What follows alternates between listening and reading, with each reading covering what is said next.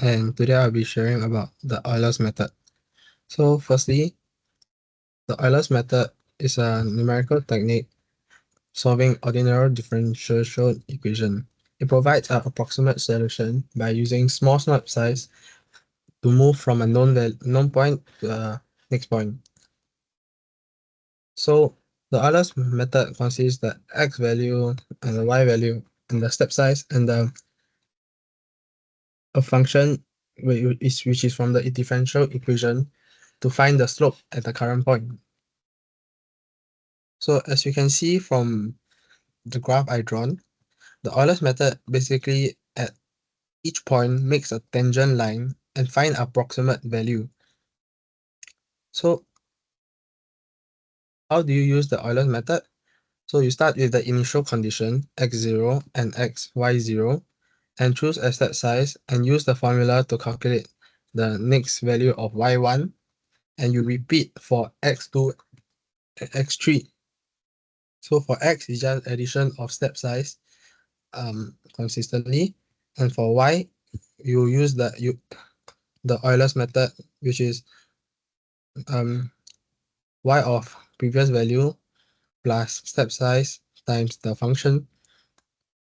So moving forward to the equation that are given to use, which is dy dx equals to x squared plus 1 over y. So using Excel to solve this equation and using Euler's method. So firstly, you see my x column. My x column is just basically addition of the previous x value plus step size. Then over here, my y column, which is the previous y value plus step size times the function. So over here for my function column is just basically the equation is the previous x square value plus 1 divided by the previous y value. This is the Euler's formula that I'll be using. So the answer, so we are given that at x value 0, y is 1. So we are to find x when x is 1, y is y. My y, which I found using the Euler's method, is 1.911. Meanwhile, for the general solution, which is the more accurate one, I found that y is 1.9148. So over here, the approximation value of these two answers is 0.035. But I found out that when you lower the step size,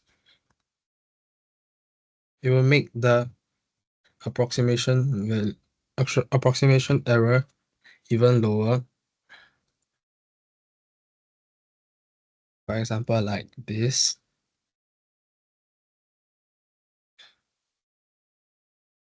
When I lowered my step size from 0.1 to 0.05, the approximation value went down to 0.019.